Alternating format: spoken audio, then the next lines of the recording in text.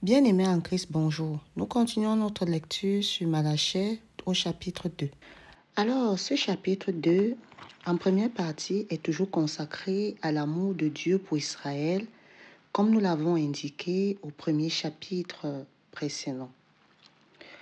L'autre partie va être consacrée à toute la partie mariage, mix et des divorces. Vous verrez dans ce chapitre que Dieu n'aime pas le divorce. Dieu n'aime pas la séparation. Que ce que j'ai uni ne se désunit pas. Et enfin, toujours dans ce chapitre 2, on va parler ici de la justice de Dieu et de la purification. Vraiment, je vous invite ici à prendre votre Bible parce que ce chapitre 2 est vraiment le cœur du livre de Malachie. Alors, munissez-vous de vos Bibles, bien-aimés en Christ, et nous allons commencer la lecture de notre chapitre 2 qui va aller du verset 1 et se termine au verset 17. Une fois de plus encore, le livre il est petit et les chapitres ne sont pas longs. Maintenant, prêtres, ce commandement est pour vous. Si vous n'écoutez pas, si vous ne comprenez pas à cœur de donner gloire à mon nom, dit l'Éternel, le Maître de l'univers, j'enverrai parmi vous la malédiction et je maudirai vos bénédictions. Oui, je les maudirai, parce que vous ne prenez pas cela à cœur. Me voici, je menace votre descendance, et je vous jetterai les excréments au visage, les excréments des victimes que vous sacrifiez, et on vous emportera avec eux. Vous saurez alors que je vous ai adressé ce commandement, afin que mon alliance avec Lévi subsiste, dit l'Éternel, le Maître de l'univers.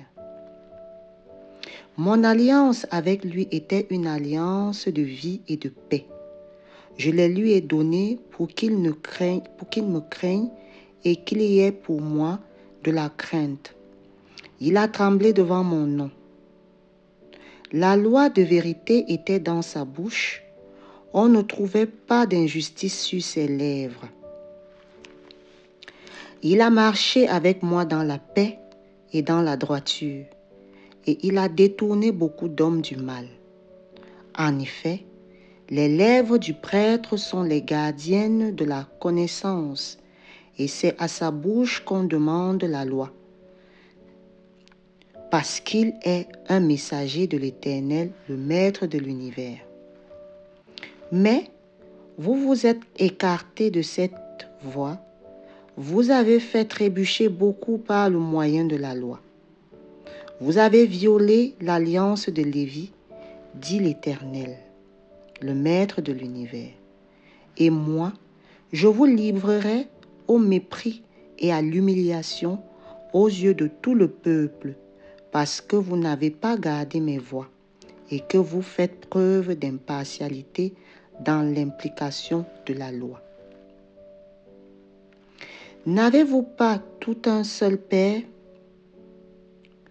N'êtes-vous pas un seul Dieu qui nous a créés? Pourquoi donc sommes-nous infidèles l'un envers l'autre en violant l'alliance de nos ancêtres? Judas s'est montré infidèle et l'on a commis un acte abominable en Israël et à Jérusalem. En effet, Judas a profané ce qu'on a consacré à l'Éternel. Ce qu'aime l'Éternel, il a épousé la fille d'un Dieu étranger. Si quelqu'un agit de cette manière, l'Éternel supprimera des tentes de Jacob celui qui veille, celui qui répond et celui qui présente une offrande à l'Éternel, le Maître de l'univers. Voici une deuxième chose que vous faites. Vous couvez l'autel de l'Éternel de larmes, de pleurs et de gémissements, de sorte qu'il ne prête plus attention aux offrandes et qu'il ne peut rien consacrer à vos mains. Et vous dites, pourquoi?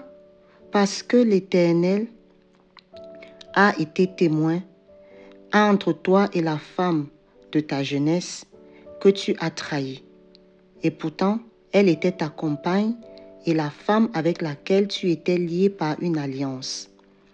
Personne n'a fait cela avec un reste de bon sens. Un seul l'a fait. Et pourquoi? Parce qu'il recherchait la descendance que Dieu lui avait promise. Veillez sur votre esprit, que personne ne trahisse la femme de sa jeunesse, car je déteste le divorce, dit l'Éternel.